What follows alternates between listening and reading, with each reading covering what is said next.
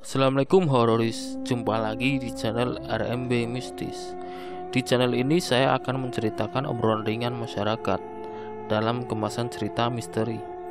Dan untuk video kali ini, kita akan melanjutkan cerita yang kemarin, cerita yang berjudul Susuk Mayat.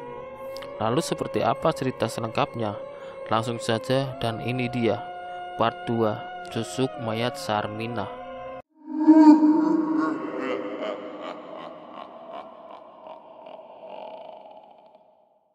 Suara gong terdengar hanya sekali. Perlahan, Farah membuka pintu kamar tempat penyimpanan alat-alat musik ronggeng milik Sarminah. Tidak ada siapa-siapa di dalam. Hanya ada alat-alat musik ronggeng yang terbungkus sarang laba-laba. Ia kembali ke kamar Sarminah. Sontak saja, Farah berteriak saking kagetnya lantaran melihat Sarminah duduk di atas kasurnya dengan keadaan mata melotot dan mulut terbuka lebar. Setelah sekian lama sakit, baru kali ini Farah mendapati buyutnya duduk seperti itu. "Bunuh aku, susuk mayat." Suara yang keluar dari tenggorokan Sarminah terdengar sangat kering dan ringkih. Farah tidak mengerti apa yang sedang diucapkan buyutnya itu. "Mbok, udah bisa duduk?" tanya Farah sambil menampakkan wajah ketakutan. Tidak lama kemudian, terdengar seorang mengetuk pintu. Farah bergegas membukanya. Mereka sudah datang. Ia ternyata kerabat Farah yang juga masih keturunan Sarminah. Sebenarnya Farah meminta semuanya hadir, tapi yang datang hanya 3 orang saja. Mereka adalah Ningsih, Gion, dan Rizal. Semuanya adalah cicit Sarminah. "Kalian lihat ini." Farah dengan panik menunjukkan keadaan buyutnya. "Mbok udah bisa duduk?" tanya Gion. "Kalian dengar?" "Bunuh aku, susuk mayat." Sarminah terus-terusan mengucapkan kalimat tersebut. Gion mendekat dan menyentuh kening Sarminah. "Mbok?" tanya Gion. Dia tak sadar. "Ini aneh. Baru kali ini aku melihat Mbok duduk dan bisa berbicara seperti itu," kata Farah. "Apakah kalian sadar kalau Mbok kita ini sudah sekarat bertahun-tahun tapi tak kunjung meninggal?" "Ya betul, ini tidak wajar," timpal Ningsih. "Benar sekali Ningsih. Kejadian ini memang tidak wajar," tambah Rizal. "Bunuh aku, susuk mayat." Lirih dan kering suara itu keluar lagi dari tenggorokan Sarminah. "Apakah kalian sayang sama Mbok kita?" tanya Ningsih. Mereka semua mengangguk. "Kalau begitu kita harus mengakhiri penderitaannya," tambah Ningsih. "Maksud kamu kita harus bunuh dia?" Farah menatap kerabatnya. Mereka mengangguk. "Enggak, itu namanya pembunuhan," Farah membentak. "Dengarkan Farah, mau sampai kapan kau ngurusin Mbok? Hah? Mau kau warisi ke anak cucumu? Mbok kita pasti punya ilmu hitam dan susah meninggal." Ningsih pun naik pitam. "Tapi membunuh Mbok itu bukan solusi," Farah membentak. "Lalu apa solusimu?" tanya Rizal yang terkesan membela pendapat Ningsih. "Bunuh aku, susuk mayat," kembali Sarminah berucap lirih. "Kau dengar itu Farah? Mbok kita minta dibunuh," Ningsih mendesak. Farah menggelengkan kepala. "Kalian sudah gila. Aku nyuruh kalian ke sini untuk mencarikan solusi. Cari orang yang mau rawat Mbok kita." "You are wasting your money, Farah," timpal Gion. "Ya sudah, begini." Setelah dari tadi terlihat berpikir, Rizal akhirnya buka suara. Farah, kita semua sayang sama Mbok. Tapi keadaan Mbok kita sekarang sudah tidak wajar. Kau paham kan? Kadang hal menyakitkan itu hal baik untuk seseorang. Kita akhiri saja penderitaan Mbok, ya." "Aku tidak bisa Mas." Mata Farah mulai berkaca-kaca. Aku yakin Mbok pasti senang dengan keputusan kita ini. Farah tertunduk lesu. Tidak ada jawaban yang keluar dari mulutnya, lalu ia menangis pilu. Rizal mengembuskan napas berat. Ia kemudian berdiri. Bagaimana cara terbaik untuk mati? Tanya Rizal. Cekik, usul Ningsih. Tidak, Farah membentak. Ningsih menampakkan wajah kesal sambil menggelengkan kepala. Bekap saja napasnya, usul Gion. Itu terlalu sadis. Kembali Farah menolak usulan kerabatnya. Sianida. Kita kasih obat tidur dulu, lalu kita cekoki sianida. Semua mengangguk kecuali Farah. Ia masih menangis. Ia tidak tega. Tapi di sisi lain pendapat Rizal ada benarnya. Kadang hal menyakitkan itu baik untuk seseorang. Mereka setuju Sarminah akan diracun menggunakan sianida. Rizal segera pergi untuk mencari obat tidur dan sianida. Setelah hampir 1 jam, akhirnya ia kembali. Obat tidur bubuk dicampurkan ke dalam sesendok air, kemudian diminumkan kepada Sarminah yang masih dalam posisi duduk. Anehnya, ia masih tetap melotot sambil berkali-kali minta dibunuh. Mereka bingung kenapa obat tidur tidak mempan terhadap tubuh Sarminah. Rizal pun kembali meminumkan sianida. Setelah beberapa menit, tetap saja Sarminah tidak tewas. Dia masih tegak dalam posisi duduk. Kau lihat Farah, Gion menunjuk Mboknya. Mbok kita udah gak wajar, sianida aja gak mempan. Lalu bagaimana ini? Tanya Ningsih.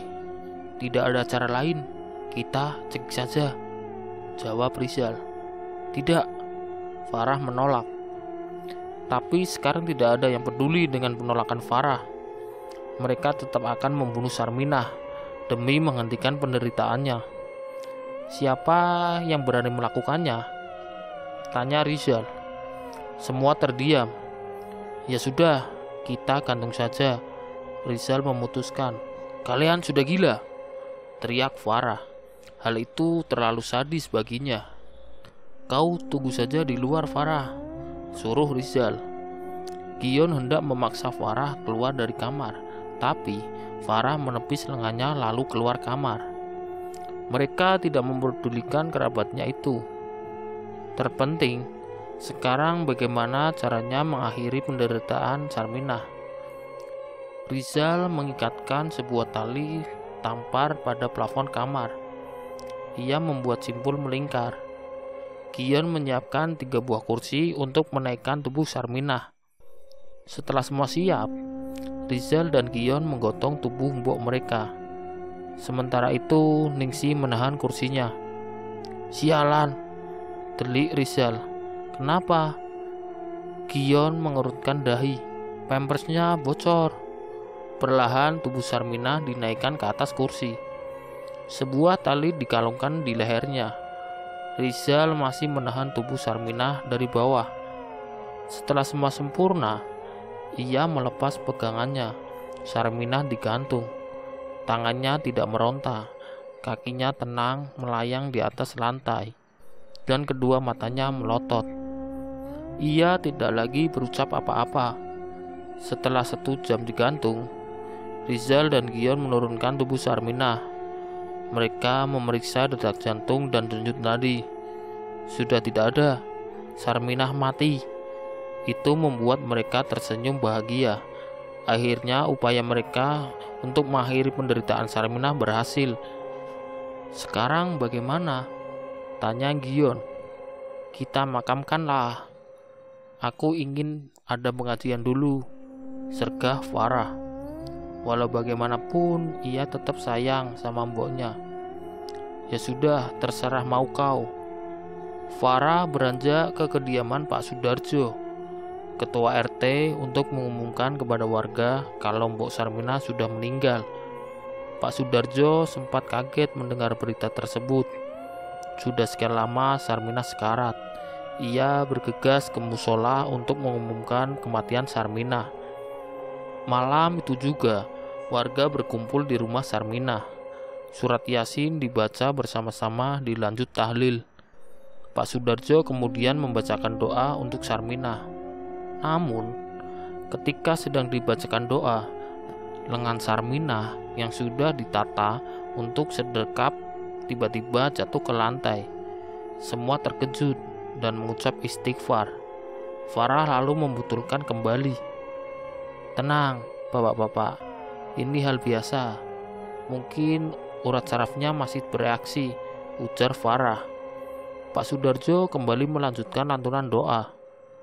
Lagi-lagi lengan Sarminah jatuh. Farah membetulkannya lagi. Warga mulai ketakutan. Mereka tidak berani menatap jenazah Sarminah. Tak lama berselang, terdengar suara gong dipukul dari kamar. Itu membuat semua orang yang hadir di sana berteriak kaget. Dan saat itu juga, jenazah Sarminah melesat, terbang begitu saja sambil bertawa berbahak-bahak. Kain yang menutupi tubuhnya berhambur kemana-mana. Tubuhnya seperti menguap, menembus langit-langit rumah. Ia menghilang. Itu membuat semua orang lari berbirit-birit ketakutan. Mereka pasti akan mengingat suara tawa Sarminah yang berbahak-bahak dan besar itu. Jenazahnya tidak pernah ditemukan lagi. Rumah itu menjadi sangat angker. Setiap malam, suara tawa Sarminah selalu terdengar di langit-langit rumah itu dan membuat warga ketakutan. Farah sudah memasang pelang kalau rumah itu dijual. Namun, sampai sekarang belum juga laku. Siapa sebenarnya Sarminah?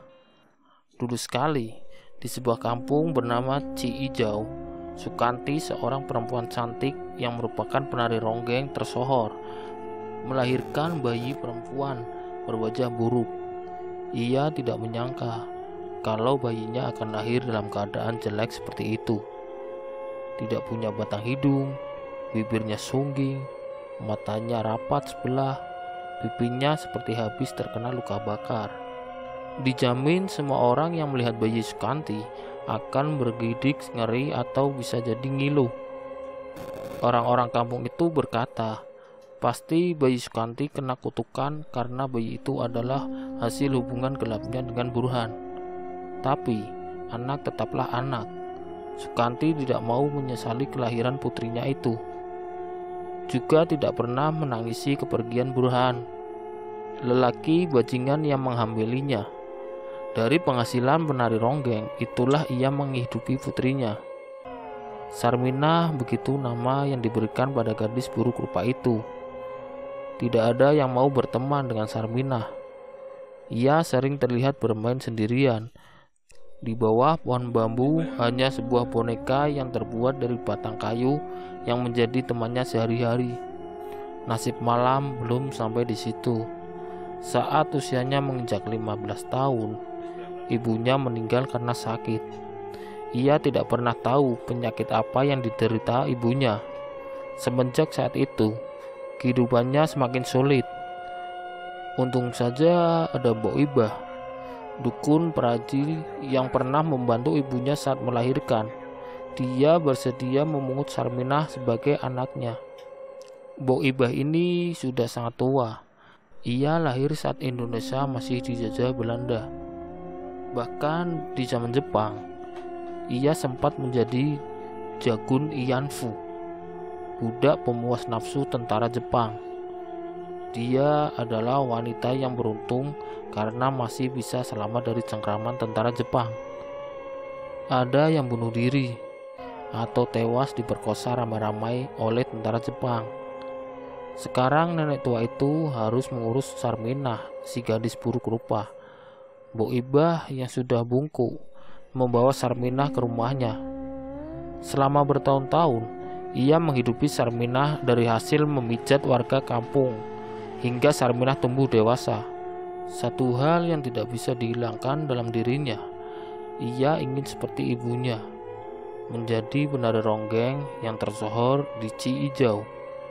Tapi, dengan keadaan wajahnya yang buruk rupa tersebut, Bagaimana mungkin ia mengikuti jejak ibunya? Seorang penari ronggeng harus punya paras yang cantik dan tubuh indah. Kalau macam Sarminah, rasanya sangat mustahil bisa seperti ibunya. Setiap malam, di kamarnya yang sempit berdinding bilik, ia sering latihan menjadi ronggeng, memperagakan gerakan-gerakan ronggeng yang sering ia tonton saat ada pertunjukan di kampung. Belum tidur, Cu. Ucu adalah panggilan sayang Bu Ibah pada Sarminah. Ia membuka pintu kamar dan tersenyum pada Sarminah. Belum, Mbok. Mau jadi penari ronggeng tah, Cu? Tanya Bu Ibah dengan logat Sunda yang kental. Seperti ibuku, aku mau jadi penari tersohor di Ciijau. Sarminah berujar sambil terus memperagakan tarian walau terpatah-patah. Bu Ibah masuk ke kamar Sarminah dengan gontai. Ia duduk di tepi tempat tidur yang hanya beralaskan tikar daun pandan. Tarianmu bagus, Cu. Jadi ingat ibumu. Terima kasih, Mbok. Lihat ini. Sarminah semakin lincah saja menari di depan Bu Ibah, sampai-sampai membuat nenek tua itu terkagum. Hati-hati, Cu. Bu Ibah terkekeh. Ia takut anak angkatnya tergelincir. Sobat RMB Mistis, itulah tadi cerita misteri yang berjudul Susuk Mayat Sarminah. Wassalamualaikum warahmatullahi wabarakatuh.